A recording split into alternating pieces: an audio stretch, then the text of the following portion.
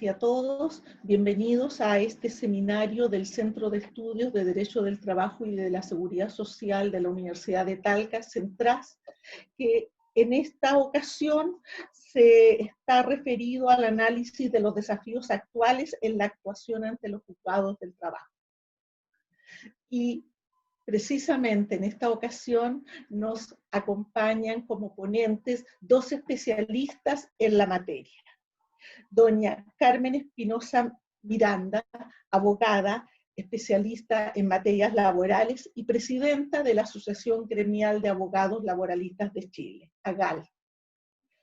También nos acompaña el profesor don Cristian Contreras Rojas, profesor de Derecho Procesal Laboral de la Universidad de Talca. Con ambos debo decirles que ya nos conocemos desde hace algún tiempo.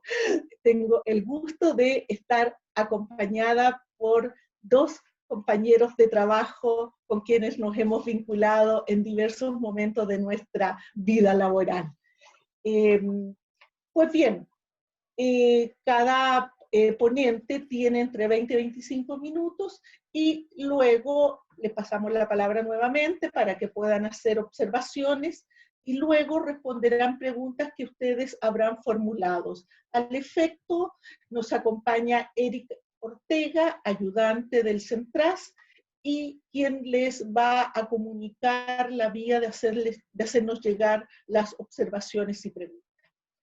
Pues bien, cedo la palabra al profesor don Cristian Contreras.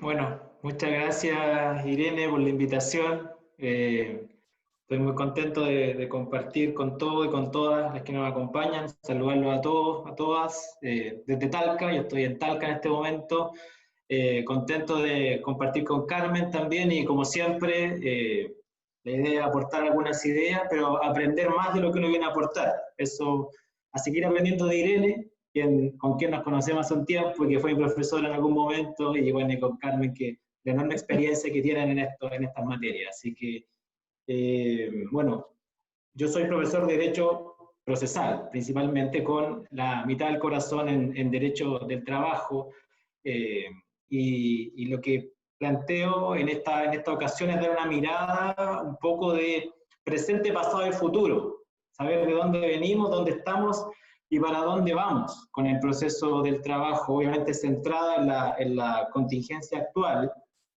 y ver o plantear algunas de las cuestiones doctrinales de conflicto que se han suscitado a propósito de la situación de la pandemia, y avisorar más o menos cómo se pretende superar algunos de estos inconvenientes. Bueno, prometo no extenderme demasiado, tampoco pretendo aburrirlos y aburrirlas con algunas de estas consideraciones, y invitarlos desde ya para que nos planteen sus inquietudes, comentarios, observaciones, experiencias, lo que tengan respecto de estos temas también. Ya, bueno, entrando en materia, ¿de dónde venimos con el proceso del trabajo? Brevemente, ya superamos la década del actual sistema de enjuiciamiento laboral.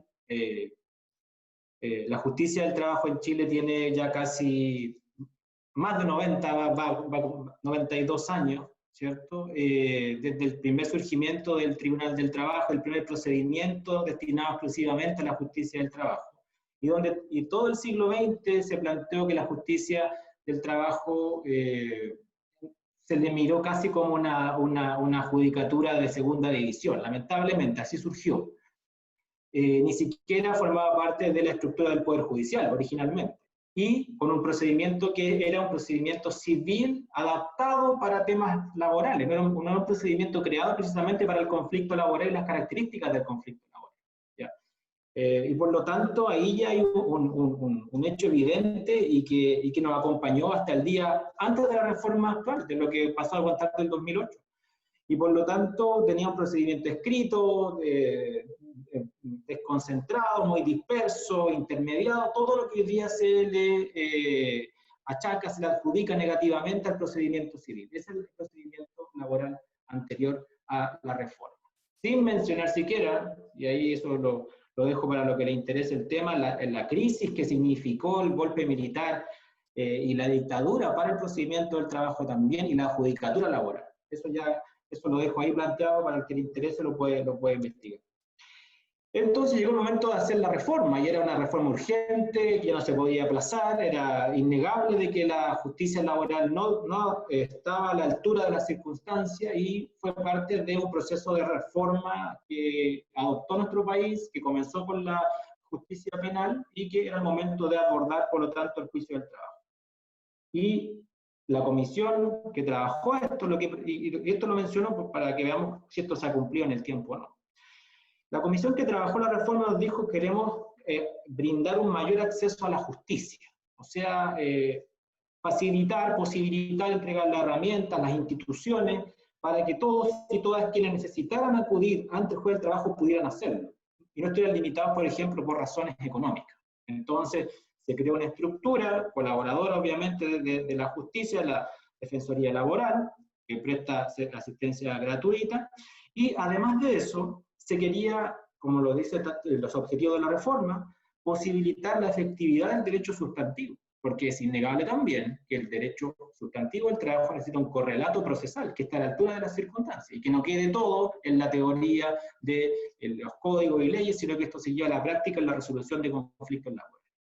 Otro punto muy interesante era que se quería hacer efectivo el cobro de créditos laborales, donde aquí ya hay un gran asterisco en la situación actual. Me imagino ahí Carmen podría quizás contarle un poco de este tema, ¿cierto? El cobro de los créditos laborales es uno de los grandes objetivos de la reforma. Y si nos preguntamos hoy día, ¿con o sin pandemia? O sea, antes de la pandemia y hoy en pandemia, esto la verdad no se ha cumplido. Esto es un gran desafío que tenemos en la justicia laboral. Los números así lo dicen, me voy a referir un momento más respecto de ese punto, pero aquí hay un gran asterisco. El cobro efectivo y oportuno del crédito laboral no se ha conseguido. Y el último que quiero mencionar de los objetivos que se establecieron para la reforma, hay otros, pero solamente me voy a referir a 4, la modernización del sistema procesal laboral. Esto significaba traer todos los principios formativos de los procedimientos modernos, pensaba en la oralidad y todas las consecuencias que trae la oralidad. Y eso efectivamente se cumplió, vino acompañado de una estructura orgánica nueva, por lo tanto estamos al más alto estándar, lo que hoy día consideramos como el más alto estándar de enjuiciamiento, con tribunales especializados. Ahí tenemos que poner un segundo asterisco, no para todos, ¿cierto? Esto ya bien yo lo digo desde la región del Maule, claro, la mitad de la población tiene acceso a un tribunal especializado, la otra mitad no lo tiene, empezando solo la región del Maule. Por lo tanto, se pensó que este procedimiento nuevo, oral y estructurado en base a audiencia, permitía un mejor servicio de justicia, un mejor acceso y una mejor eficiencia en la administración de justicia laboral y como consecuencia de toda la anterior, decisiones de mejor calidad. Y si quiere, y si me arriesgo a decirlo, decisiones más justas en los procesos laborales. Una serie acompañada de todos los principios que involucran la reforma. Teniendo obviamente como uno de sus pilares un juez con amplias atribuciones. Eso no hay que olvidar. Bueno, y esa es la estructura básica, los elementos que rápidamente quiero señalar del modelo actual, y apuntar solamente un par o recalcar lo ya dicho respecto de las debilidades del modelo.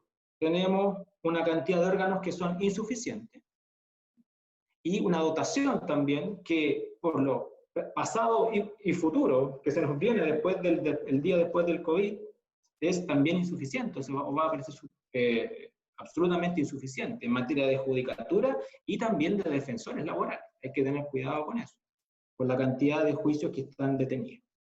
Y obviamente hay que reforzar aquí la etapa de ejecución. Y aquí me quiero referir a los números, solamente quiero referirme a la ejecución.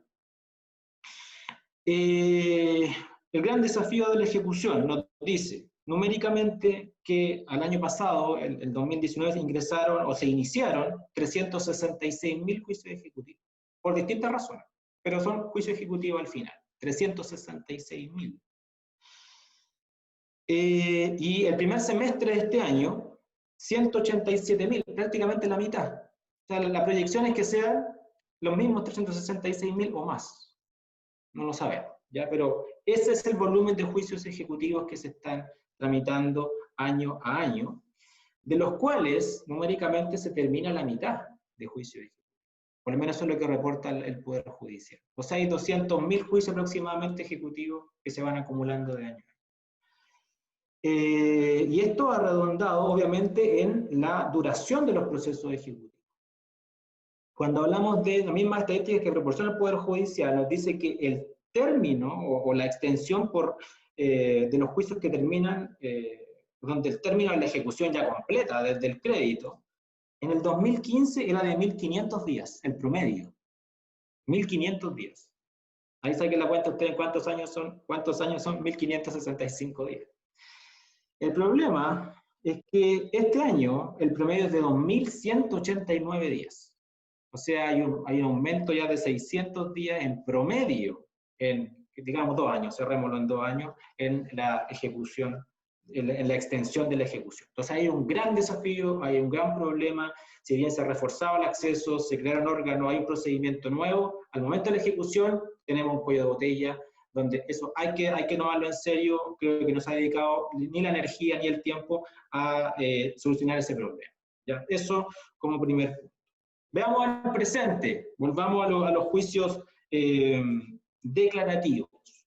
No hay proceso oral ni escrito que esté pensado ni preparado para hacer frente a una pandemia.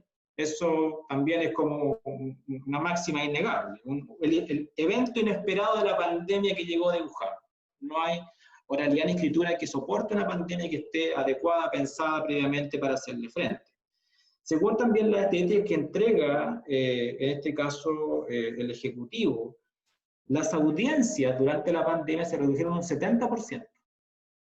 O sea que se suspendieron inmediatamente 7 de 10 audiencias. Y eso ya con las consecuencias de extensión en el plazo de tramitación, etcétera, etcétera. Y eso hay que vincularlo, por lo tanto, con las consecuencias procesales y de afectación de garantías y derechos que trae la suspensión de esta enorme cantidad de audiencias y la consecuente extensión temporal de los procesos laborales. Bueno, como es de público conocimiento, la ley 21.226 estableció un régimen jurídico de excepción para hacerle frente al impacto del COVID en los procesos judiciales. Y ahí nos dice el artículo 10, que es el que quiero mencionar, que permite que el tribunal disponga que se pueda proceder de forma remota, o sea, audiencias por Zoom, hablando en términos más sencillos. Para lo cual se tienen que adoptar las medidas para asegurar el cumplimiento efectivo de las garantías judiciales del proceso. Y aquí empiezan los problemas. Hay que tomar las medidas para asegurar el cumplimiento efectivo de las garantías judiciales del proceso contempladas en la Constitución y en los tratados internacionales. O sea, el debido proceso en su máximo esplendor. Entonces, la pregunta es si se adoptaron o están las condiciones para garantizar efectivamente el debido proceso en la tramitación a distancia o remota. Efectivamente, en un primer momento hubo una suspensión total de los procesos, y aquí tengo que agradecer a la información que me proporcionaron distintos actores del sistema, todos de ciudades distintas a Santiago, debo señalarlo, mi profesor amigo de la Universidad Católica del Norte, Pablo Martínez, un defensor, colega laboral de Temuco, Julio Rocco, una defensora de Talca, Erika Valdivia, y el magistrado de Curicó, don Carlos Gajardo. Con todo ello conversé, y efectivamente en un primer momento la suspensión afectó completamente a la tramitación de juicios en las ciudades que señalé. Pero luego, poco a poco, se empezaron a partir de esta ley y del auto acordado de la Corte Suprema y la necesidad también de poner en marcha el servicio, se adoptó este sistema de audiencias completamente online o semipresenciales. Y aquí el punto principal de todo este conflicto está en lo que se ha denominado, yo creo que está mal puesto el nombre, pero se llama la prueba viva, o sea, las declaraciones personales, dicho en términos procesalmente más correctos. ¿Ya? Aquí el punto es las declaraciones personales. Se pueden rendir o no por medios telemáticos. Se puede hacer juicios a distancia, remotos, en donde se resguarden las garantías de todos los intervinientes y efectivamente el cumplimiento del derecho de defensa, del derecho a la prueba. Pensando que ya no es posible retardar la tramitación de juicios por la posible afectación del proceso, del derecho a un proceso sin dilaciones indebidas. Y, como consecuencia, el acceso. Entonces aquí es obviamente un conflicto, una colisión de garantías procesales que se dan en la práctica. La necesidad de hacer los juicios, en términos más simples, la necesidad de hacer los juicios, porque ya no podemos seguir esperando, además que la acumulación, el retardo que se está generando día a día con los juicios que no se hacen, versus el cumplimiento efectivo de las garantías en materia de derecho de defensa. A ver, si hablamos primero del número de indicadores cuantitativos antes de entrar al asunto propiamente de garantías. El retraso de los juicios. Los indicadores dicen que el promedio de la tramitación de juicios terminados por sentencia ha ido aumentando vertiginosamente 5 bits. Eso también es algo que quizás Carmen nos puede contar de cómo esto ha pasado en la práctica. En el 2015, el promedio de juicios terminados por sentencia, de la sustanciación del juicio, es de 118 días. 118. En el 2020, el primer semestre, el promedio es de 213 días.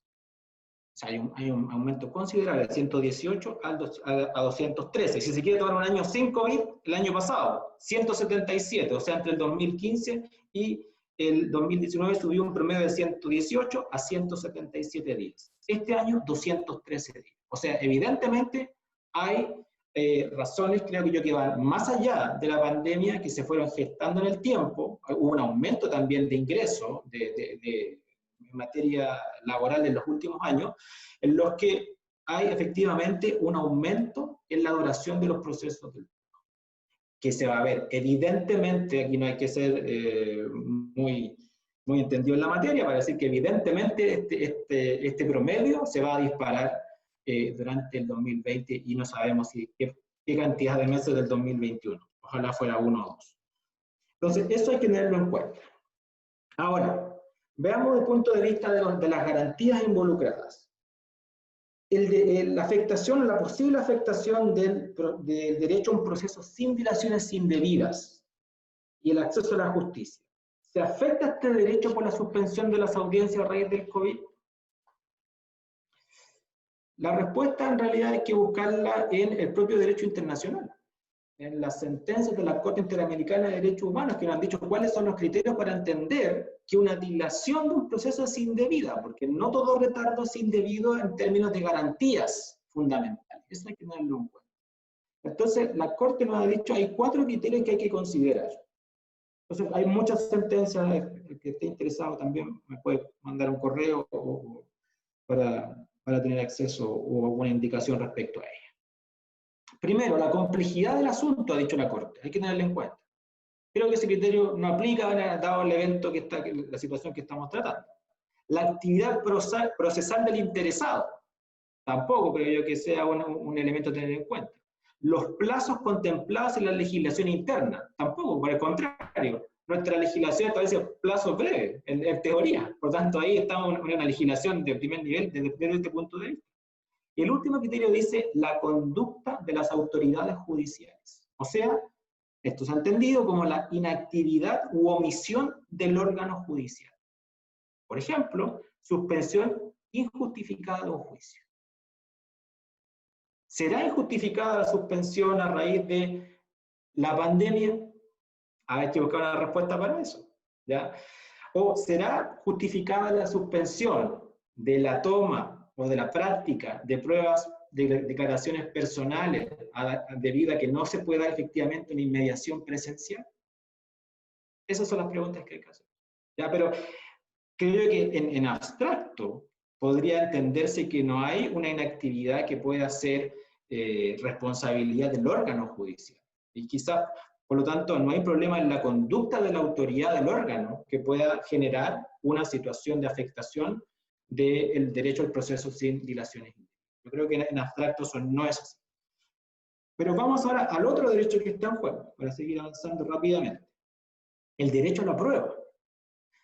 Y esto porque el derecho a la prueba y el derecho de defensa, que está, obviamente el derecho a la prueba es parte del derecho de defensa, está vinculado o tiene una serie de aspectos que entran en juego acá.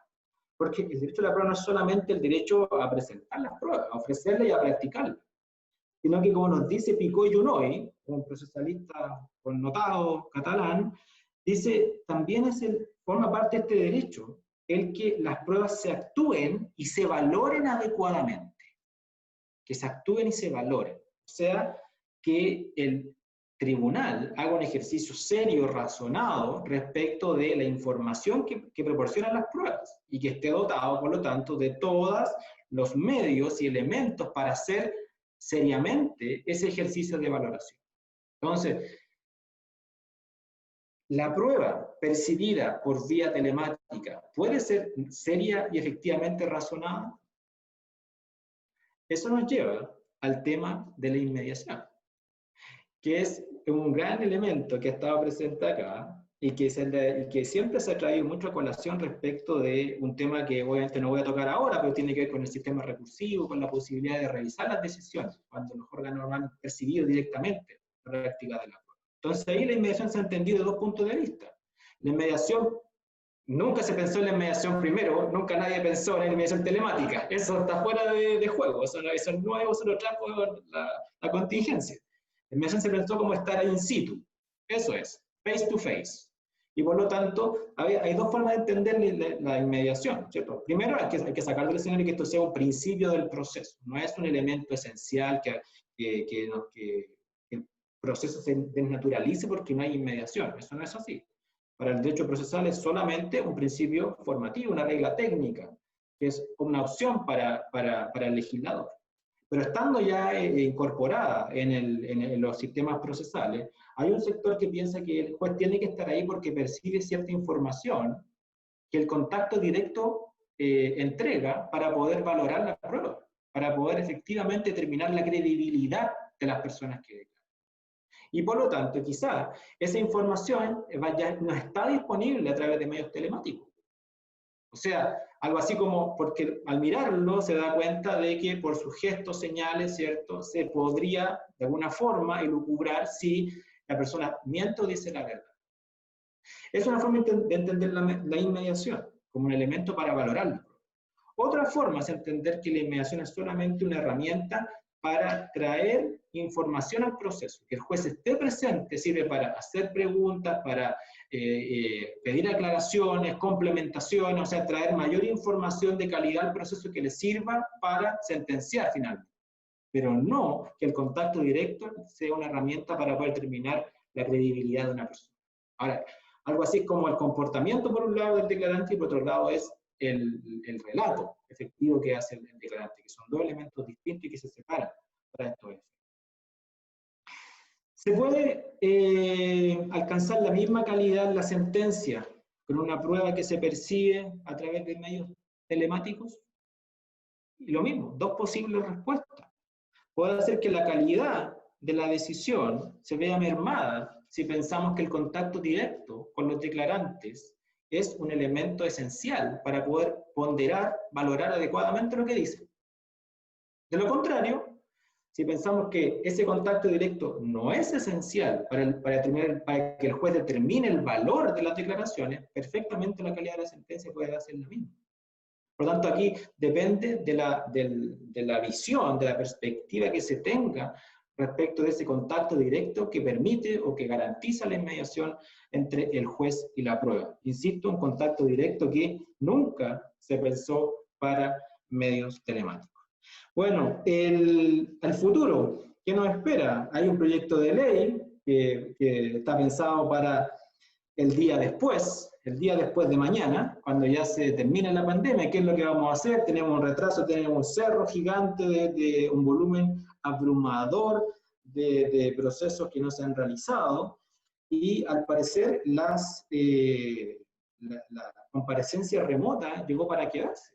Hay las modificaciones que se están planteando, tanto en el Código del Trabajo como en otros cuerpos normativos, entre ellos el Código Orgánico de Tribunales, nos dice que se va a establecer un régimen permanente de comparecencia remota. ¿Okay? Van a estar las herramientas para que se disponga comparecencia remota, a petición de parte o por disposición de los propios tribunales. Pero cuando sea por disposición de los tribunales, esto hay que decirlo, no va a ser obligatorio cuando se incluyan declaraciones personales, lo que ellos llaman la prueba viva. Entonces ahí el punto sigue siendo el mismo. ¿Qué pasa con las declaraciones personales? Ahora, las partes pueden solicitarlo y el tribunal puede acceder a que la declaración personal sea por vía telemática, no hay problema, pero que el tribunal lo disponga obligatoriamente no es así. Y por la información que logré recabar hoy día, eso tampoco está funcionando así en varios tribunales. Bueno, ¿será suficiente, por último, última pregunta, para hacer frente al desafío futuro, la cantidad de jueces, funcionarios y defensores para la pospandemia? La verdad es que sobre el tiempo y la COVID-19 lo dirá. Muchas gracias. Muchas gracias, profesor Contreras, por esta interesante ponencia sobre los desafíos permanentes y actuales del derecho al trabajo. Fue muy interesante la visión de permanencia que tiene las relaciones procesales laborales. Y además por la información, yo no tenía idea de este proyecto de ley y que me voy a meter después a la Biblioteca del Congreso Nacional para revisarla. Bien, pues, doy la palabra ahora a nuestra querida colega, doña Carmen Espinosa Miranda, abogada, presidenta de la Asociación Gremial de Abogados Laboralistas de Chile. Muchas gracias, Irene. Buenas tardes a todas y todos. Un gusto poder participar y conversar sobre este tema. Este tema no es muy conversado. No es un tema que convoque mucho a un seminario, salvo los que están estudiando. Nosotros como asociación siempre generamos espacios de reflexión, de participación y de discusión. Y la verdad que es un tema que nos ha convocado desde siempre, diría yo, desde que la GAL existe, siempre estuvo la preocupación por los procedimientos. Bueno, el procedimiento antiguo tenía muchas dificultades, y lo que ocurrió es que, bueno, la GAL abogó mucho porque hubiese un cambio. Ahora, se dieron otras cosas que significaron la obligación del Estado de buscar los cambios. De hecho, está muy vinculado a los tratados de libre comercio, más que a la genuina necesidad de cambiar las cosas porque a alguien se le ocurrió buenamente. Bueno, pero luego de la reforma también hemos seguido muy activos en hacer presente las dificultades que desde el principio se empezaron a dar, especialmente por lo que planteaba Cristian, esto de que es justicia laboral especializada, pero no toda. No toda. De hecho, acá en la región metropolitana tenemos, por ejemplo, Colina, que es de competencia común y que es muy compleja la relación de las causas laborales en ese tribunal. Por ejemplo, para dar un ejemplo de dificultades, porque obviamente un magistrado que no tiene especialización y que ve de todas las competencias, es difícil la relación con las causas laborales. Sobre todo es difícil la relación de los abogados con los magistrados que ven distintos tipos de causas. Yo me centré en pensar en qué conversar hoy día, más que nada en el tiempo actual. Me parece estupendo que Cristian haya hecho este enlace entre la historia y lo que se espera. Y creo que una de las mayores dificultades es el estado en que nos encontrábamos con los tribunales del trabajo, especialmente los tribunales de cobranza, antes de empezar esta pandemia. La verdad que ya veníamos desde hace unos años con serias dificultades en el que se cumplieran aquellos plazos prometidos del inicio, que las causas se suponía que tenían que terminar muy rápido, y que de hecho al principio fue así, pero luego pasados los años, las estadísticas que daba Cristian así lo confirman, se fueron dando distintos fenómenos. Por un lado, las causas laborales han aumentado importantemente. Importantemente, o sea, en algún momento que conversábamos con magistrados, era así como 10 veces lo que estaba al origen, y las plantas de los jueces se han ajustado mínimamente. Por lo tanto, ya ahí tenemos un problema.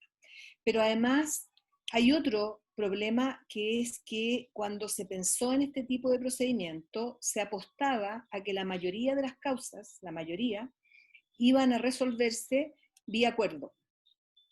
Conciliación, que está establecido como parte del procedimiento, por lo tanto, muchas de las causas iban a terminar prontamente.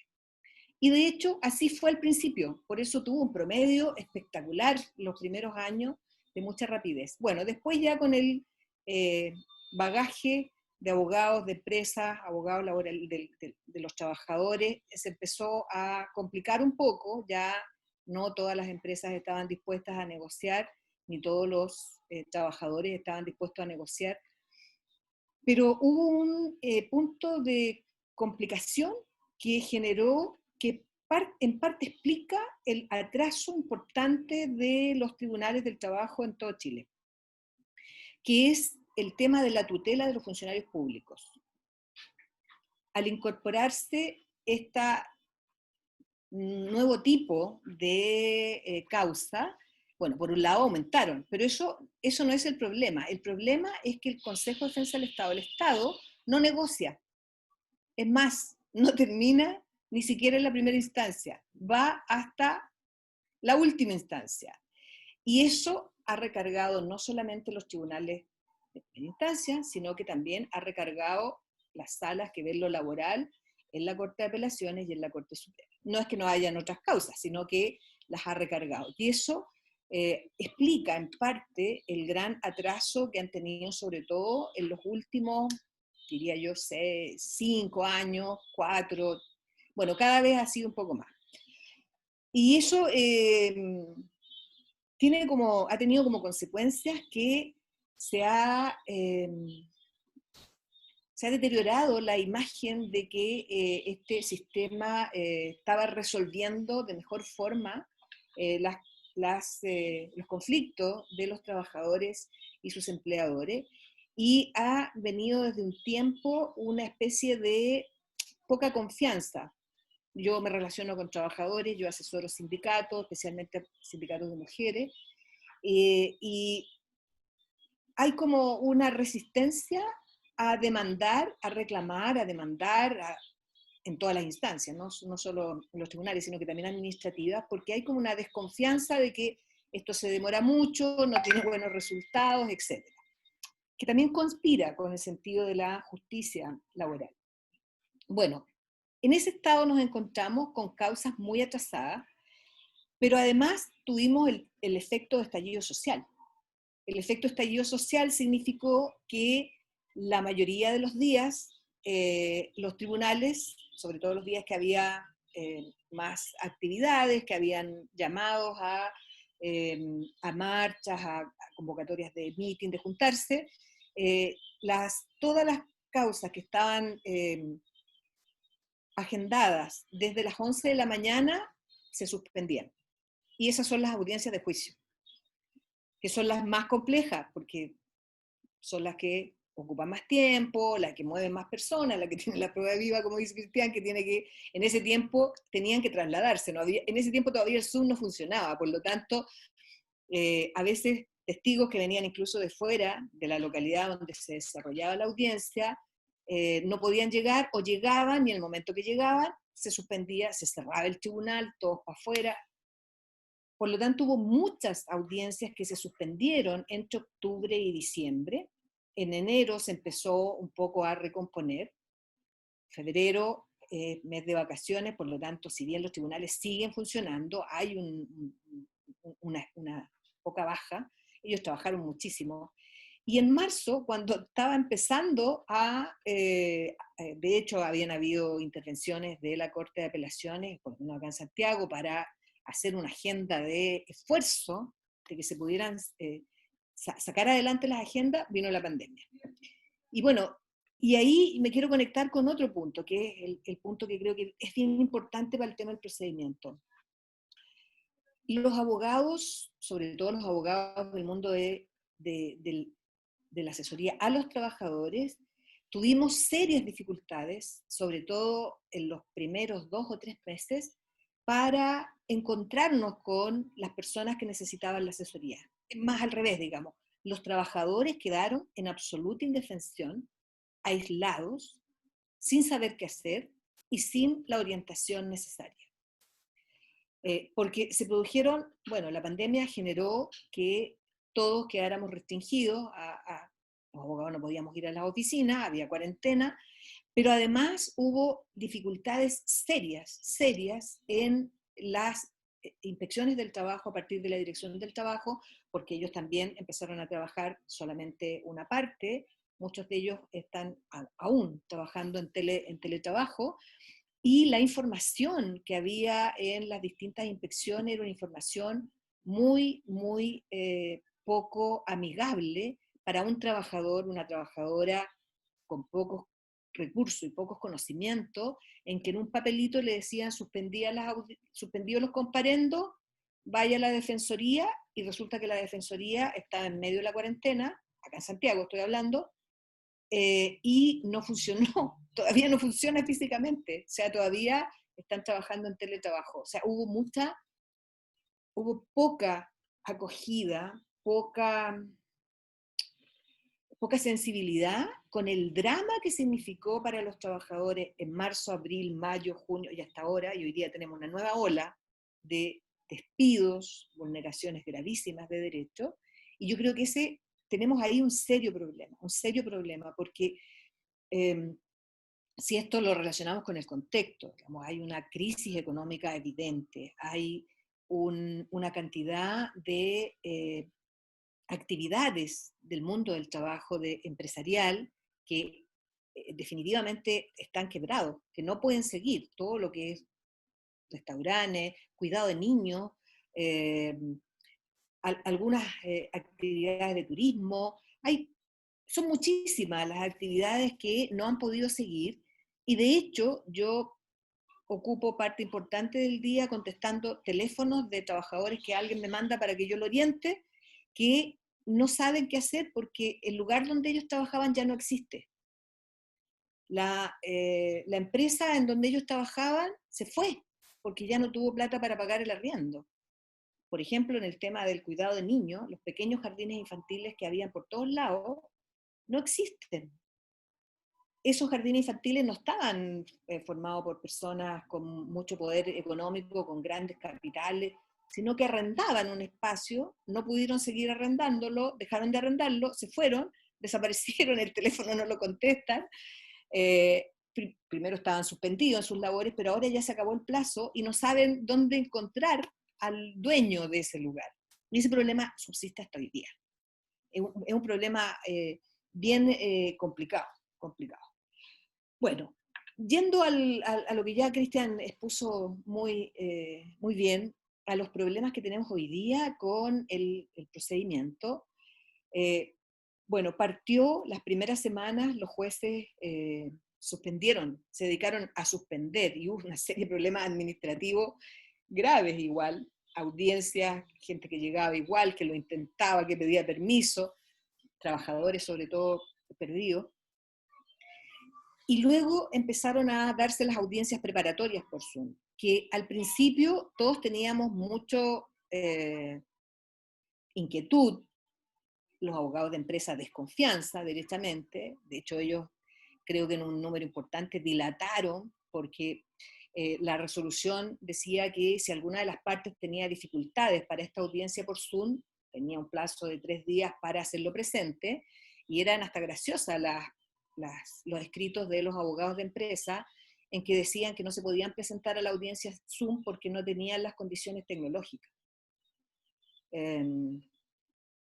Lo que evidentemente, claro, un empresario chiquitito que tenía solo su teléfono podría hacer, pero estudios de colegas prestigiosos, connotados, que pusieran el escrito que no podían presentarse a la audiencia preparatoria en Zoom porque no tenían, porque no manejaban el sistema Zoom, porque no tenían el computador, no tenían impresora, no, unas cosas, pero bueno. Pero luego los magistrados se dieron cuenta que no tenían que dar tanto espacio, y finalmente la clave que empezó a darse es que empezaron a decir que teníamos que presentarnos nomás, y que si alguien decía que tenía dificultades, el tribunal le decía, véngase al tribunal, abogado, y acá tiene computador, tiene cámara y lo vamos a poner en el Zoom.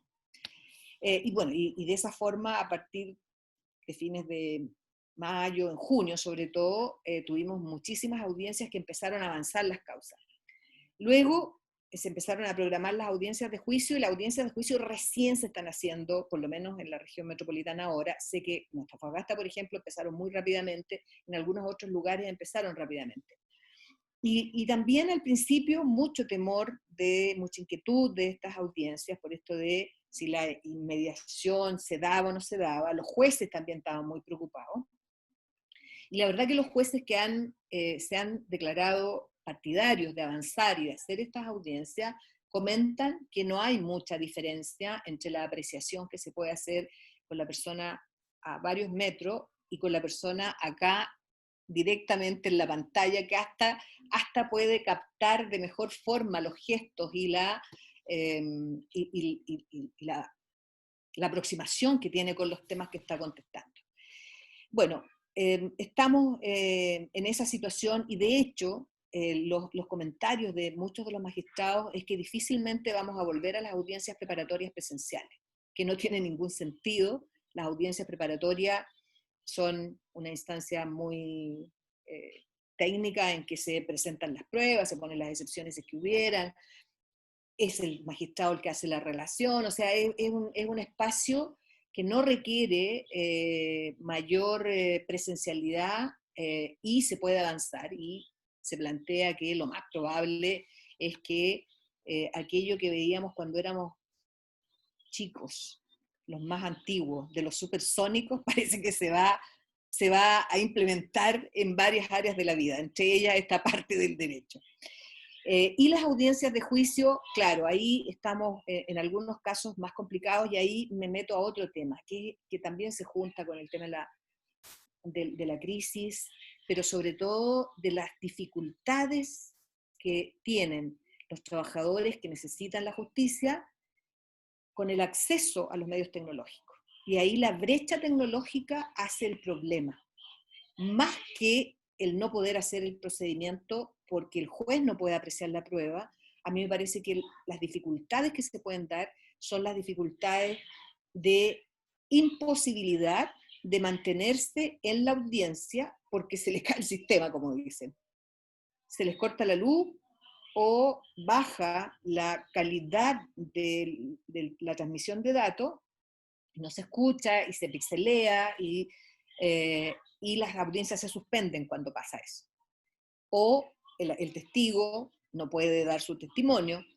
Por lo tanto, yo ahí creo que podemos tener una dificultad cierta. Y de hecho, si estoy pensando en los trabajadores de acá de la región metropolitana, que tienen la mayoría acceso a Internet. Malo puede ser, pero hay acceso. Si nos vamos a los sectores rurales, ahí la dificultad es francamente mayor. O sea, el sostener una audiencia con varias personas a la vez en un sistema que se graba, etcétera, requiere de mejores competencias. Y ahí yo creo que tenemos la misma situación que con la educación. Las diferencias se dan no por el sistema de formación a través de estos medios tecnológicos, sino por la brecha que tiene el educando. No es lo mismo un chico que toda su vida ha estado con aparatos tecnológicos y que se peina con todos los software y con las aplicaciones, a un niño que no ha tenido celular nunca y que hoy día tiene que educarse a través de una pantalla con un computador que tampoco tiene y que ocupa el celular de su hermano, de su papá, chiquitito. En esto me parece que también ahí hay un poco lo mismo, y por lo tanto las soluciones están fuera del sistema, no están dentro del sistema. O sea, para que todos pudieran tener acceso, el Internet debiera ser gratuito, por decir una locura, ¿no? Una locura absoluta, y buena calidad de Internet, para que todos pudieran tener acceso a esto y a otras cosas. Quiero también hacer presente que la justicia laboral está muy imbricada, relacionada en muchos de los puntos con las instancias administrativas. Y aquí tenemos un problema gravísimo, gravísimo. Hay todo lo que es el reclamo previo, que además le da la posibilidad de tener un poco más de tiempo para demandar, para tener algunos documentos de certeza. Todo eso está muy complicado en este minuto. No solo porque la mayoría de las inspecciones funcionan con virtualidad, entonces cuando va el trabajador le dicen, ya, pero usted mande el reclamo por internet. Y hasta le pueden dar el link, pero el trabajador después no sabe qué hacer con el link. Lo baja y no sabe cómo llenarlo, se le cruzan las letras. Pero si él insiste y dice, no, yo la verdad que no puedo, y se lo hace, le dice, no, no se preocupe, déme un correo y le voy a dar la respuesta por correo. Y luego, la audiencia, el comparendo de conciliación es virtual, y virtual significa que el funcionario llama a la empresa, le pregunta, escribe lo que en el acta lo que la empresa le dice, llama al trabajador, le pregunta, escribe, no es una audiencia, no es un comparendo así como este, es un comparendo virtual. O sea, es una virtualidad que el funcionario junta. Lo que sí me parece ahí un atentado grave a los principios de protección, porque obviamente uno y otro tienen condiciones distintas para relacionarse. Y luego le mandan el acta, pues, y esa acta es la que, el acta generalmente dice, la empresa mandó información incompleta y no se presentó, o la empresa no contestó el correo, punto. Entonces se le recomienda al trabajador que demande. ¿Y qué le pasa ahí al trabajador?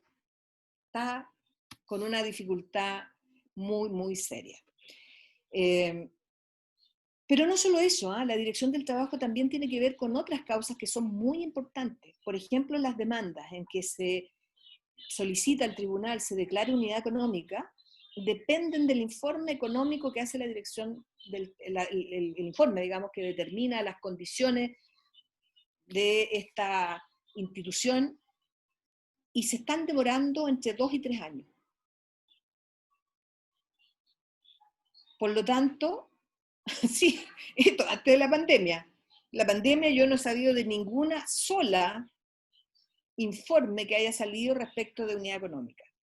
Yo de hecho tengo una unidad económica pedida en el 2018.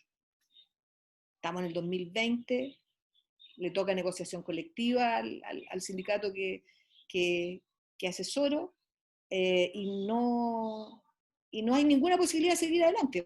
Entonces se reprograma la audiencia nomás, se le pide informe, pero la Dirección del Trabajo está colapsada, no tiene posibilidad de ir físicamente hoy día con pandemia, pero hay muchas otras cosas. Los servicios mínimos en el caso del derecho colectivo también se están demorando mínimo 1 año. Y si vienen mal, se judicializan. Entonces, hay ahí un tema, hay un problema en los procedimientos laborales que no solo tienen que ver con los tribunales, sino con las instancias administrativas. Pero bueno, las dificultades que hemos podido ver nosotros como litigantes, la mayoría de los que están en la GAL son litigantes, algunas ya las planteó Cristian, pero yo las voy a plantear desde otro punto de vista. Nosotros hemos insistido mucho desde antes que necesitamos otro tribunal laboral en Santiago, otro tribunal laboral en Valparaíso, necesitamos especialización de los tribunales en todos los lugares de Chile, ojalá. Pero el COVID ha acentuado dificultades que teníamos antes. ¿Por qué? Porque hay jueces que se han enfermado, hay jueces que tienen dificultades serias, por lo tanto solamente pueden aportar desde el teletrabajo. Y entonces lo lógico sería que cuando una persona se enferma, cuando tienen prenatal, postnatal, la jueza, haya muchos reemplazos. Bueno, ha habido alguna restricción en eso, según me han contado, por presupuesto, porque los presupuestos se han ido para el COVID, lo que no debería ser, ¿no? Pero bueno, es lo... Sin embargo, lo que sí ha insistido mucho las distintas cortes de apelaciones en tratar de completar, porque saben que están muy acumuladas las causas en laboral, sobre todo tutela, que no debiera atrasarse ni un día, tutela es un procedimiento, se supone, urgente, han mandado desde antes, pero han mandado muchos jueces destinados, que uno diría perfecto, y uno los recibe con mucha alegría, digamos, que bueno, van a haber más audiencia. El problema es que no todos los jueces destinados tienen formación en lo laboral. Es más, muchos de ellos resisten el derecho del trabajo. No aplican los principios del derecho del trabajo y más bien vienen con un esquema, un modelo, una forma de mirar, apreciar y resolver desde la óptica civil o incluso de la óptica penal. El derecho procesal laboral tiene una serie de cosas distintas, especiales, que hacen que las audiencias sean como sean, concentradas, con celeridad, se supone en una sola etapa, y hay situaciones que se deben resolver en la misma audiencia, y en más de una ocasión ha ocurrido que esto se enreda, porque el magistrado, con toda la buena voluntad, yo no digo que venga con mala voluntad, pero no tiene todos los conocimientos, y entonces la especialización que tanto hemos valorado, que Cristian decía, lo bueno es que, bueno, al menos los tribunales laborales tienen especialidad, bueno, ahí hay, no digo que todos, pero hay algunos que hemos tenido serias dificultades, y hay algunas dificultades que han significado la denegación de justicia a trabajadores porque hay ahí un problema serio en una causa que se lleva mal en primera instancia y que bueno, y en segunda, en la Corte de Apelaciones no necesariamente va a caer en la sala más especialista en derecho del trabajo, por lo tanto hay ahí una especie de denegación de justicia. Lo otro, y que tiene que ver mucho con esto de si se hacen las audiencias por Zoom o no se hacen las audiencias por Zoom, es la diferencia de criterios. Hay criterios que se han dado en distintos tribunales, pero también hay criterios que se han dado en distintos jueces.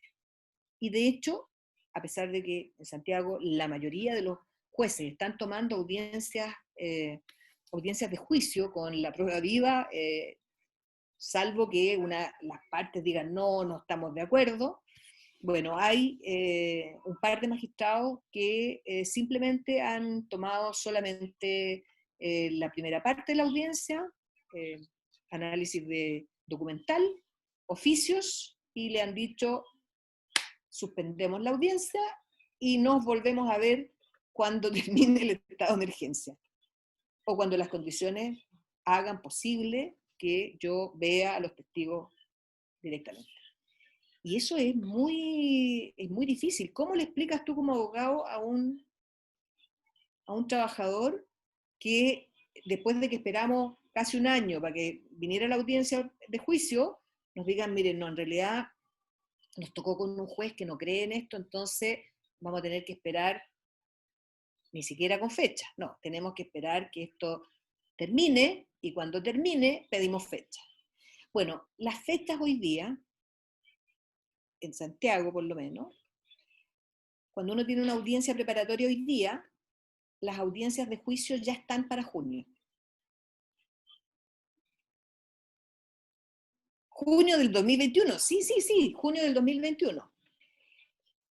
Y cuando por alguna razón el tribunal no es capaz de atender todas las audiencias que ya están programadas para esta semana, se reprograman y también se reprograman para junio y julio.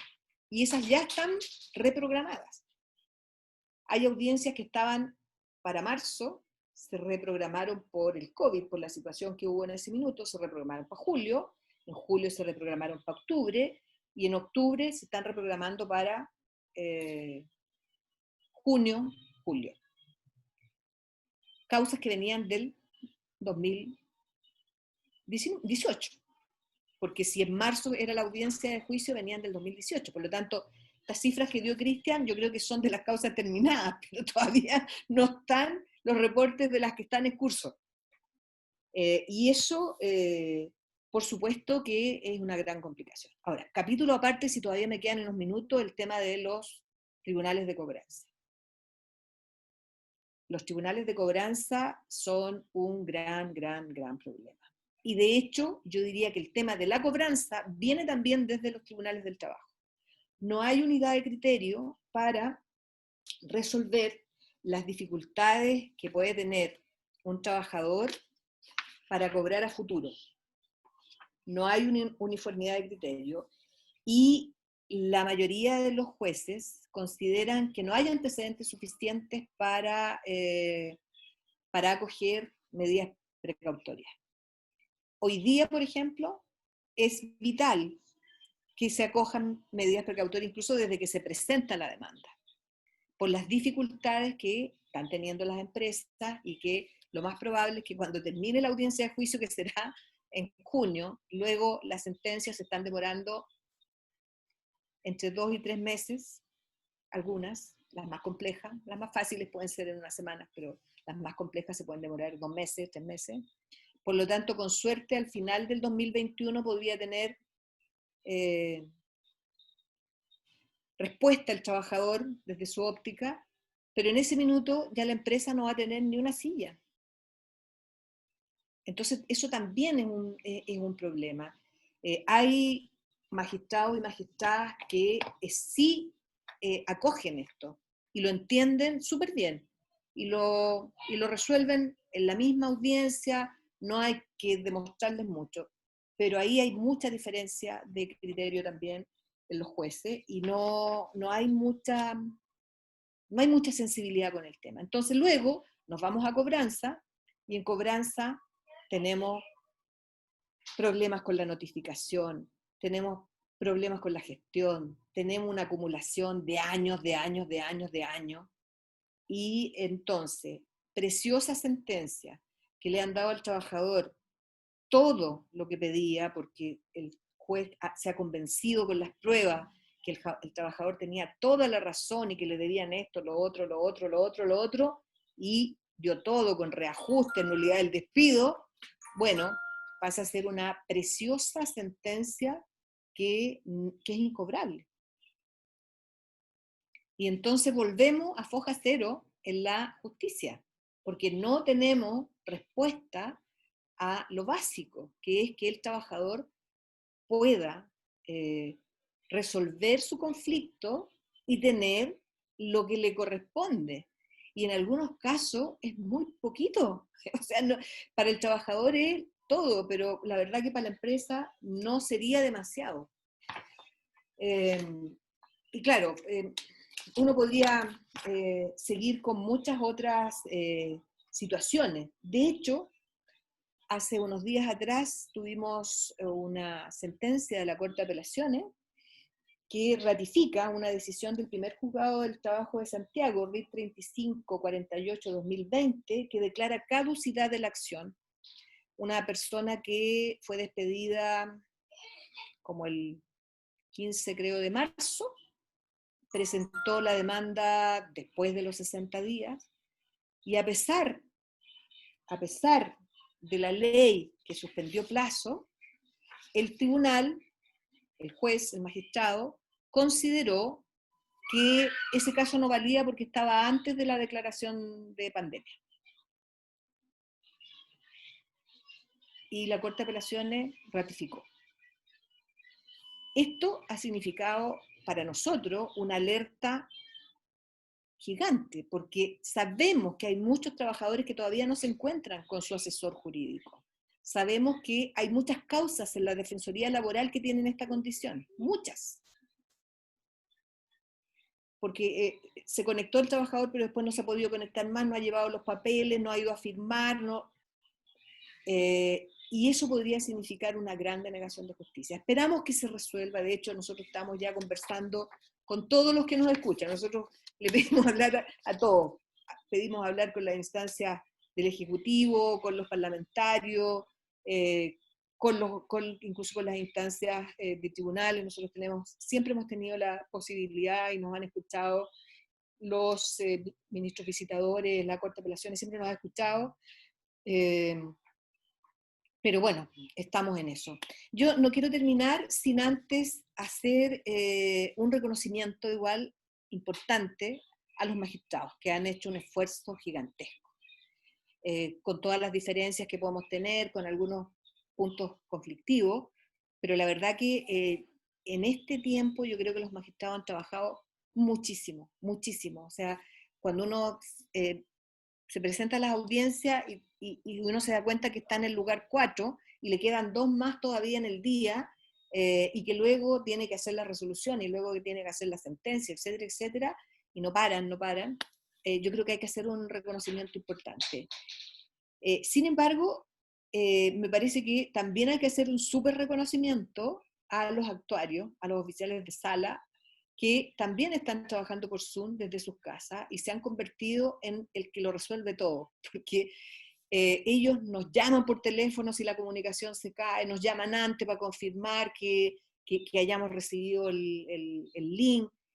Han hecho un aporte, yo diría, muy, muy potente a las condiciones que estamos, los problemas que tenemos, y yo creo que de esta vamos a tener que salir con todos los actores contribuyendo y colaborando. A mí por supuesto, lo que personalmente sobre todo, Irene me conoce de dónde vengo, a mí la verdad que lo que más me importa es la posibilidad de entregar información, conocimiento, capacitación a las organizaciones sindicales y a los trabajadores y trabajadoras, que son los únicos que pueden hacer el nexo y contribuir para que la justicia llegue donde tiene que llegar.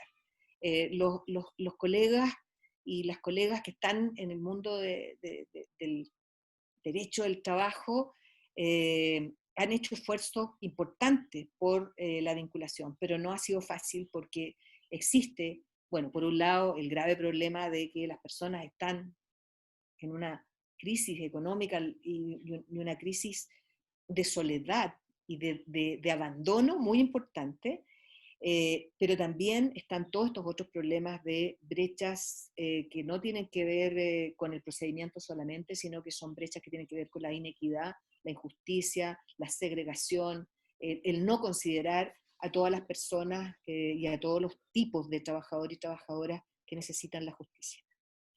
Muchas gracias.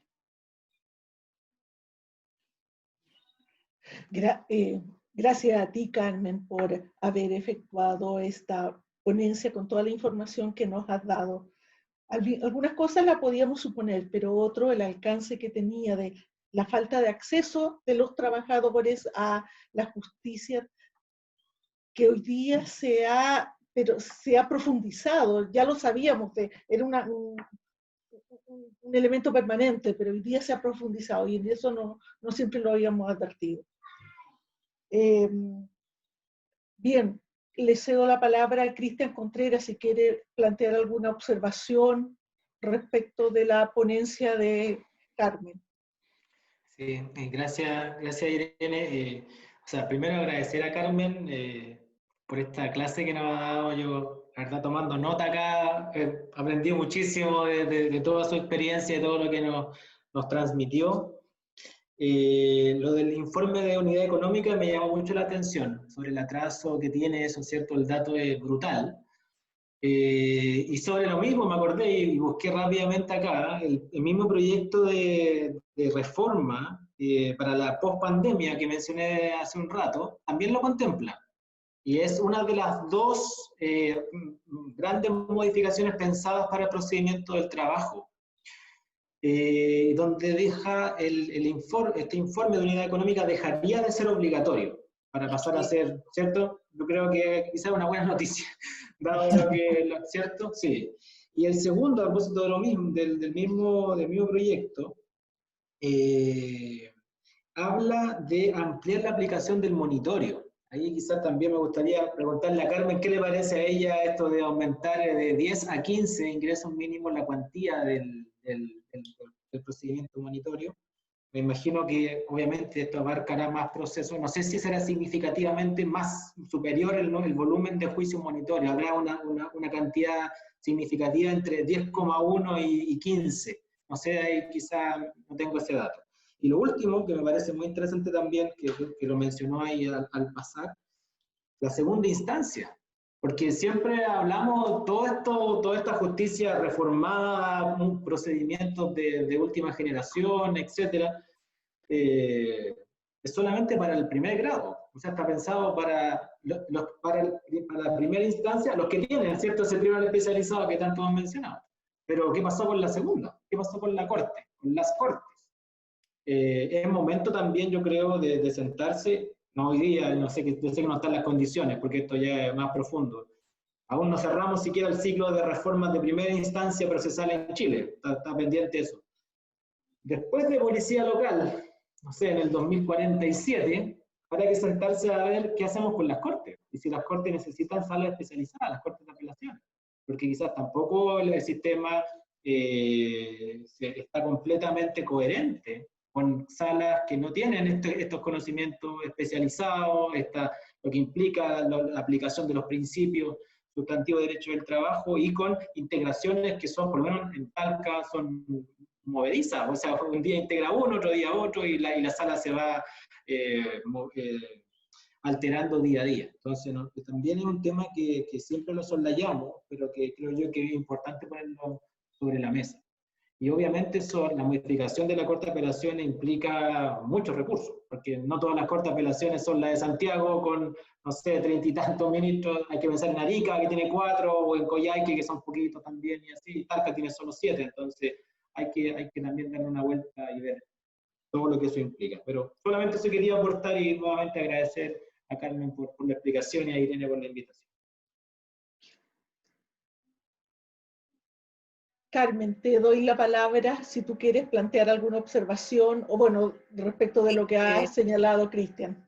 Bueno, respecto del proyecto, nosotros hemos participado en distintos momentos, hemos mandado cartitas, hemos mandado propuestas, y claro, el monitoreo es uno de los temas importantes, y ahí eso está muy vinculado con la Defensoría, porque la Defensoría tiene límite que va por ahí por el monitoreo. Entonces, si se aumenta, podría haber más acceso a personas que quedan entonces expuestas, entre comillas, ¿no?, a una mala asesoría jurídica, porque son montos muy chiquititos. Por lo tanto, quien tome ese caso no lo va a tomar necesariamente con tanto amor como si fuera una causa con buenos dividendos. Entonces, desde ese punto de vista, la Defensoría podría tomar. Pero ahí nos encontramos con otro problema, que la Defensoría tampoco ha aumentado su dotación, es más, ha disminuido por ahí en algunos lugares, y eso hace que las colegas, los colegas y las colegas de Defensoría, tenemos un estrecho vínculo con ellos, ya también están súper sobrepasados. Entonces, esto tiene efectos en cadena, no funciona así como aumentamos esto y resolvemos el problema, sino que tiene que ir con recursos a distintos lugares. Yo quería hacer una observación ahí respecto de nuestra aspiración, ¿no? Nuestra aspiración fuera que incluso en la Corte Suprema hubiera una sala súper especializada, pero resulta que esto no se condice con lo que está ocurriendo con la mayoría de las universidades en Chile, que están eliminando derechos del trabajo de sus mallas. Sí, pues. La mayoría no tiene derecho del trabajo en sus mallas, tiene unos optativos de un semestre. Revisen cuántas universidades quedan con derecho del trabajo como obligatorio. No son muchas. Por lo tanto, es como cuando en algún momento desaparecieron las cooperativas, los cooperativistas. ¿Por qué? Porque se eliminó de las mallas de las universidades el derecho cooperativo. Y creo que debemos haber como 4 que algo sabemos de derecho cooperativo. Hoy día a cualquier colega joven, sobre todo, uno le pregunta de derecho cooperativo, y bueno, además la ley de cooperativa es nada, digamos, no tiene la esencia del cooperativismo del mundo. Pero en derecho del trabajo, si uno revisa esto y lo vincula, es muy grave, porque en la medida que lo que existe en las universidades, en las mallas, es derecho empresarial, y ahí se les enseña el derecho del trabajo desde la óptica de la empresa, que a mí no me parece mal, o sea, está bien, se le enseña en derecho de la empresa el derecho del trabajo desde la óptica de la empresa, pero si no formas a los alumnos que van a ser abogados en los principios del derecho del trabajo, después tenemos el desastre que en muchos casos se da, que empiezan a trabajar en esto sin conocimiento, sin disciplina, porque para ser abogado del derecho del trabajo hay que tener mucha disciplina en los principios, en los conceptos, en la ética, bueno, y se desprestigia también el abogado en general, y sobre todo el abogado de los trabajadores, porque los trabajadores tienen malas experiencias, tienen muy malas experiencias. Y esto lo hemos conversado en más de un evento incluso internacional, que es como crónica de un desastre anunciado, porque en la medida que no exista formación sólida en estos temas, tenemos serios riesgos de que vayamos avanzando cada vez más en la destrucción de las bases del derecho del trabajo. Y de alguna forma uno lo ve. ¿Cómo hablan hoy día en la televisión las autoridades incluso del trabajo? Hablan desde los conceptos de flexibilización, diálogo, como si se pudiera, como si el trabajador que llega a la empresa a que lo contraten puede dialogar, si no puede dialogar. Eso no es cierto, es una falacia, ¿no? Y después que lo contratan tampoco puede dialogar. Y ni siquiera reclama. De hecho, no tuvimos tiempo mucho de conversar, quizás es materia de otro seminario.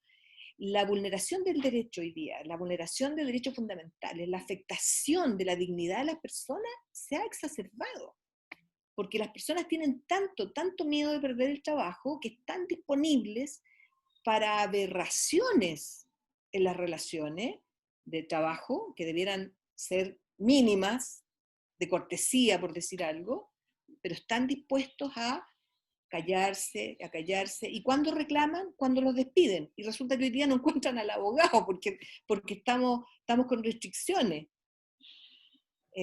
Entonces, estamos en un momento muy complejo, muy difícil, con muchos cruces. O sea, de hecho, no hablé, por ejemplo, del finiquito electrónico, que la Dirección del Trabajo ha fomentado y que no permite poner reserva de derecho.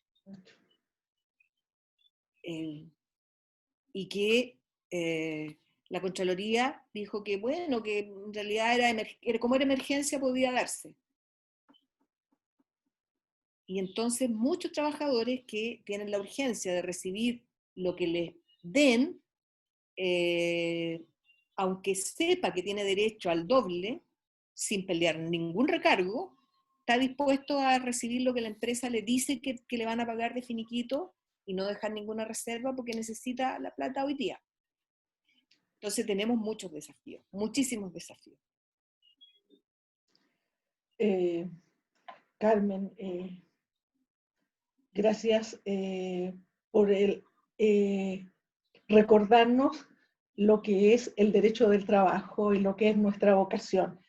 En todo caso, te hago presente que en la Universidad de Talca es un curso anual de 4 horas semanales. Los alumnos lo resienten, y además seguridad social también está en la malla obligatoria. Los demás son optativos, pero esos 2 cursos están dentro de nuestra malla obligatoria y así seguirá mientras esté de acuerdo. Somos un grupo fuerte dentro de la facultad. Sí, es una universidad pública. Y el tema del trabajo es relevante en nuestra sociedad. Pero que eso lo asuma la sociedad en su conjunto ahora que se van a discutir las bases de una nueva constitución. Quiero pasar a presentar las preguntas y observaciones que nos han dado nuestros asistentes. Bueno, primero una observación. Hola, en el Juzgado Laboral de Puerto Montt tenemos 2 salas habilitadas para recibir la declaración de los testigos, partes o peritos en el propio tribunal. Claro que el aforo es limitado. Gracias por por la información. Muchas gracias. Segundo, hola, quería consultar, esto es a ambos panelistas, ¿consideran que la pandemia ha generado indefensión a los trabajadores? Debido a que el proceso se está volviendo lento, hay múltiples cláusulas y se ignora mucho más cómo proceder en este contexto. Además, ¿cuál es el sector o gremio más afectado por la pandemia? Una pregunta para el profesor Contreras. ¿Le daría más facultades a la dirección del trabajo con el fin de hacer más expedito el proceso laboral? De ser así, ¿qué facultades le daría? Y para ambos panelistas, ¿se podría agregar algo en la futura constitución para que el sistema procesal laboral mejore? Bueno, esas son las 3 preguntas, porque la primera nada más era entregarnos una información de cómo está operando el juzgado del trabajo en Puerto Montt.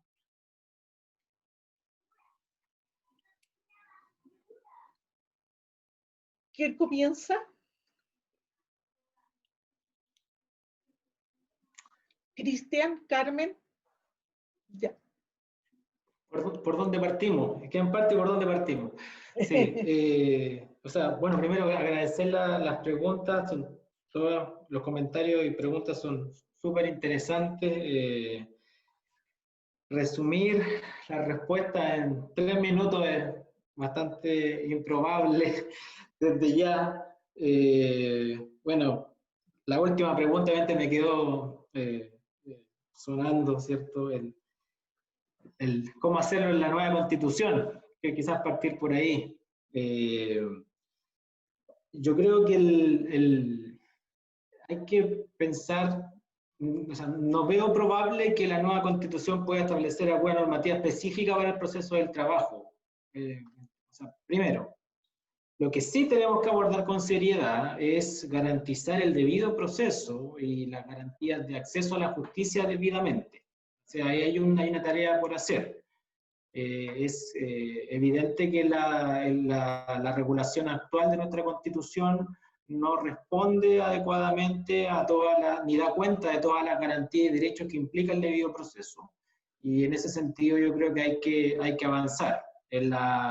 Hay que reconocer, veo yo, derechamente el acceso a la justicia, sin ningún tipo de sinónimo y de vías indirectas para decirlo. La tutela judicial efectiva y el acceso a la justicia tiene que estar reconocido expresamente en todo tipo de proceso, cualquiera sea el rol que las personas cumplen en ese proceso. Como primera cuestión.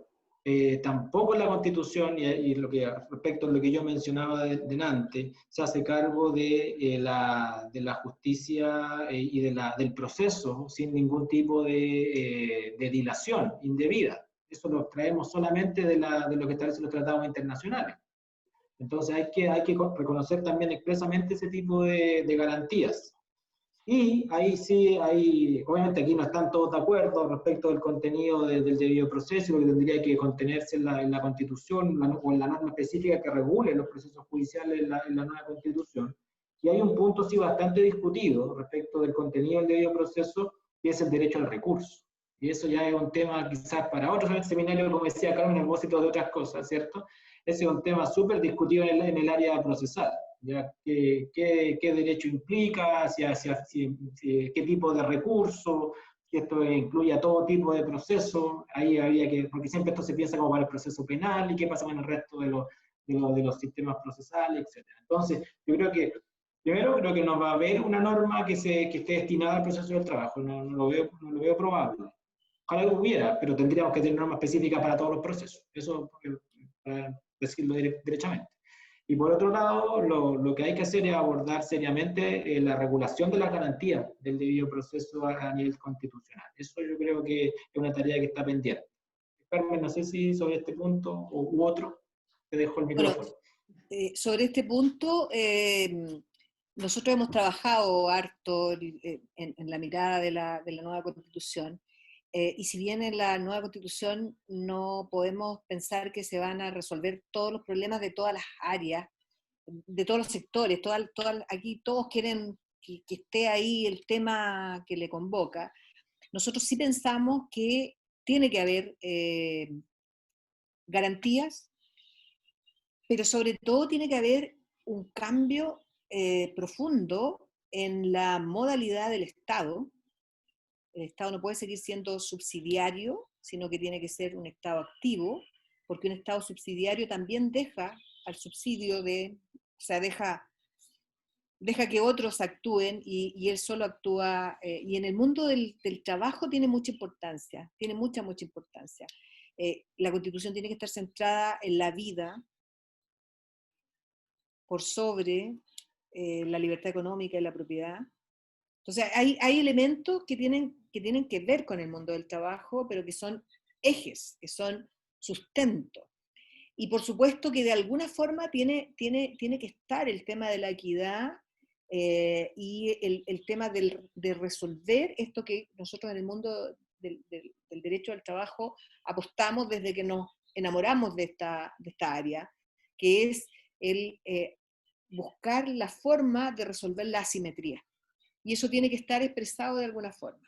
Luego, en temas procedimentales, coincido ahí con Cristian que tiene que haber. Y por supuesto que tiene que haber una modalidad distinta, algo en la Constitución que delinea, que asegure que la seguridad social sea seguridad social y que no sea parte del modelo económico y de la entrega de recursos al sistema financiero.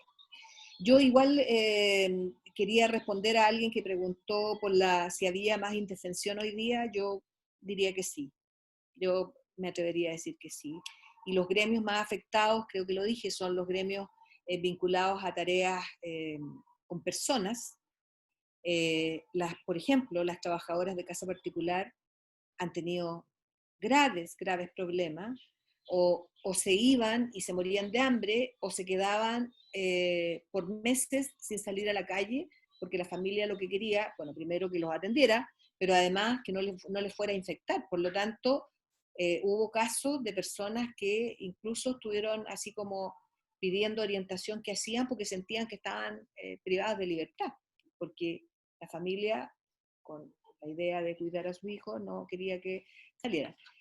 Bueno, hoy día ya hay una mezcla, no sabemos qué va a pasar con la segunda ola que dicen que viene, pero ellas se resienten al principio. Cuando empieza la pandemia, ellas fueron muy afectadas.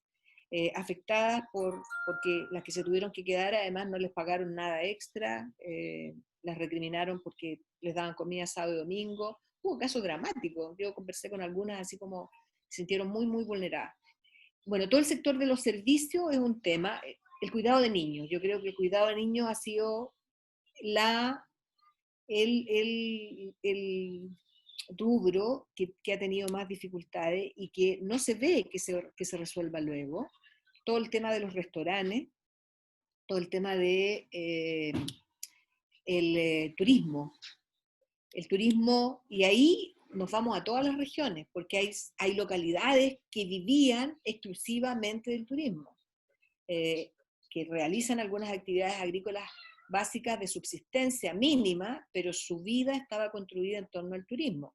Y muchas de esas familias podían sustentar la educación de sus hijos en colegios en otro lugar y en universidades a partir de las actividades del turismo. Ellos pueden seguir plantando papas y tomates, pero no pueden pagar la universidad.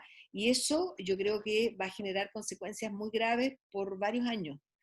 Y eso no está fácil que vuelva a sustentarse. Todas las personas del rubro de la alimentación en general. siguen con muchas dificultades, con muchos problemas. ¿Y qué más iba a decir? Bueno, acá en Santiago también están salas habilitadas para los que no tienen posibilidad de Zoom. Y de hecho, cuando las partes no se ponen de acuerdo para que se haga por Zoom, tanto el absolvente como el testigo tiene que ir al tribunal por obligación para poder llevar a cabo la audiencia. Lo que genera problemas logísticos que ni les explico, porque de hecho el aforo dentro es muy cuidado, pero todos los que están afuera están todos juntos en la puerta esperando que los llamen. Y en algunos casos, hasta, me contaba el otro día un colega que habían mandado a los testigos que todavía no habían participado, porque dijeron ya que se vayan los testigos, pero eran los que ya habían testificado. Y el de la puerta entendió que se fueran los testigos de tal causa y se fueron. Cosas de logística como esa ocurren permanentemente y algunas uno las toma con humor, pero cuando el trabajador es el que está ahí y que puede perder su derecho porque no pudo tener el debido proceso, porque no pudo presentar su prueba, es una complicación. Y bueno, y de verdad que el riesgo de contagio tiene muchas caras. Una cara es esto de las restricciones y otra cara es el temor. Yo igual trabajo con sindicatos que cuidan a adultos mayores y lo que han vivido en este tiempo, el temor permanente de contagiar a su familia, y de hecho se han contagiado y han tenido incluso que estar hospitalizadas algunas, tengo un par de dirigentes que fallecieron, es gravísimo, es como, ¿qué se hace? La vida tiene que seguir y en el caso de ellas no pueden hacer teletrabajo. Ellas tienen que ir al lugar y tienen que exponerse y tienen que luego ir por el transporte público porque ganan el mínimo y un poquito más, por lo tanto no tienen los recursos para ir ni en Uber, ni en taxi, no tienen vehículo propio, por lo tanto van en el metro y hoy día en Santiago, entre 6 y 8 de la noche, subirse al metro es igual que cuando no teníamos COVID. No hay espacio para respirar. Pero los trabajadores tienen que seguir trabajando. Y pareciera que esa es la tónica mientras no haya de nuevo cifras que avalen el que de nuevo se restrinjan las actividades. Por lo tanto, nuestra tarea todavía no ha empezado. Nuestra tarea luego, si viene otra ola, ojalá que no, pero cuando termine el COVID, las consecuencias de esto en el mundo del trabajo van a ser mucho más graves que las que estamos viviendo hoy día. Es lo que, por lo menos mi experiencia y mi olfato me dice. Se han bajado las remuneraciones, se han quitado los beneficios, la mayoría de las negociaciones colectivas han bajado el piso, porque los trabajadores tienen tanto susto que prefieren llegar a acuerdo bajando el piso de la negociación colectiva. Han perdido, han bajado sueldo. Contrario a los principios, ¿no? Contrario al tratado, al pacto de derechos económicos, sociales y culturales que dice que no podemos regresar, regresión no existe. Bueno, estamos teniendo eso hoy día. Estamos teniendo eso. Y se está viviendo en muchos sectores, no solo en los sectores con menos condiciones de formación, se está viviendo en todos los sectores. Se está viviendo en los bancos, se está viviendo en las empresas que les ha ido súper bien en este tiempo. O sea, de hecho, hay causas que uno dice, pero ¿cómo es posible? Despido y negativa a pagar de una empresa de alcohol gel.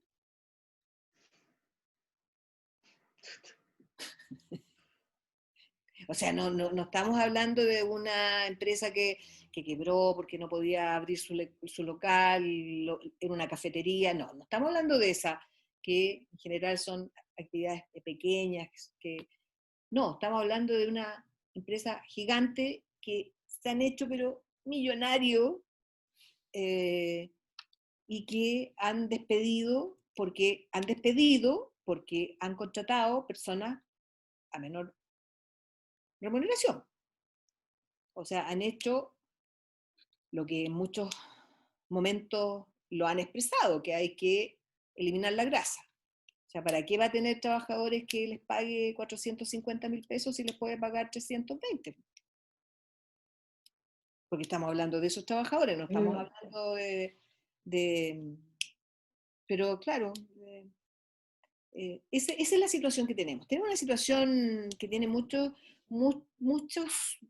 lugares donde podemos mirar y donde podemos entender que nuestro rol es un rol urgente de estar. Tenemos que estar, tenemos que acompañar, tenemos que volver. Irene, ¿tú te acuerdas en los 80 cuando hicimos un trabajo desde cero, en que íbamos, por lo menos yo hice mucho trabajo de terreno en ese tiempo, en el PET, íbamos lugar por lugar haciendo capacitación en el pequeño centro social, en el cultural, enseñando los derechos del trabajo que en ese tiempo no se usaban mucho. Yo lo recuerdo bien con Pato Frías, yendo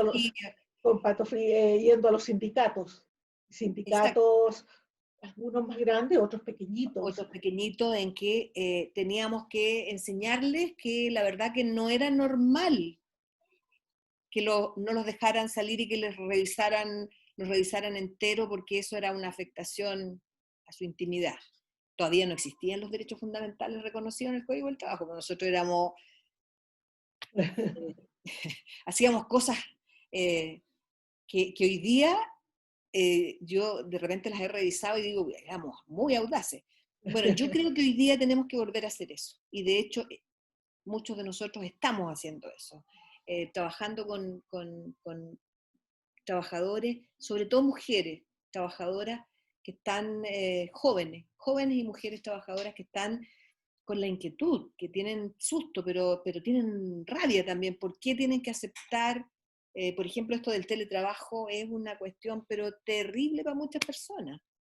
Tenían un horario que salía a las 6 de la tarde y hoy día resulta que trabajan día y noche, porque el jefe, como le tiene el celular, lo tiene en el WhatsApp, le manda mensaje a las 11 de la noche y le pide un informe para el otro día a las 8 de la mañana.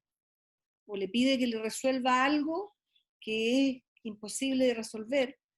Les mandan WhatsApp los sábados, los domingos, los llaman, los llaman en videollamada a cualquier hora, y la persona está en su casa, está no necesariamente con el interés de que la otra persona la vea. Pero todo eso se ha naturalizado, es como normal. Por lo tanto, tenemos que empezar de cero. Pero empezaremos de cero de nuevo. Por lo menos yo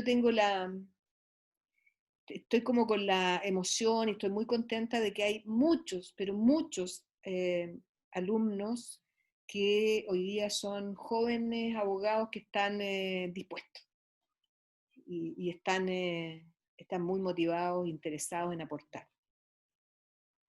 Y así fue en la época en que nosotros éramos...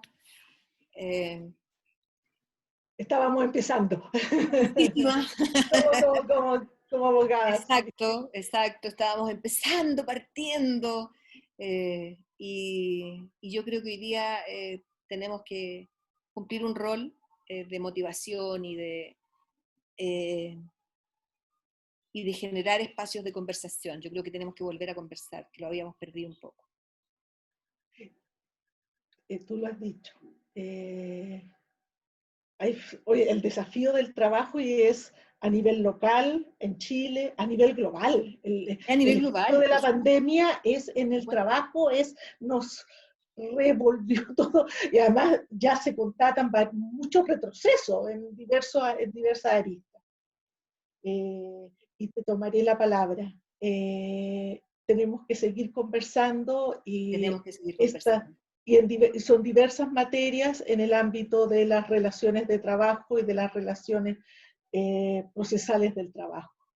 Muchas gracias a Carmen, presidenta de la Asociación de Abogados Laboralistas, a Cristian Contreras, profesor de Derecho del Trabajo, y a Eric, que como siempre ahí está a cargo de la coordinación telemática Muchas gracias porque ha sido un gran aporte al debate que tratamos de mantener acá en el CENTRAS, en nuestro centro de estudio. Les cobraré la palabra a ambos en el futuro cercano. Bueno. Gracias. Y gracias Bueno, a todas gracias, y a todos los gracias a asistentes. todas. Un Gracias. abrazo, Un Cristiana, abrazo a un abrazo, todos. Irene. Gracias. Adiós. Gracias.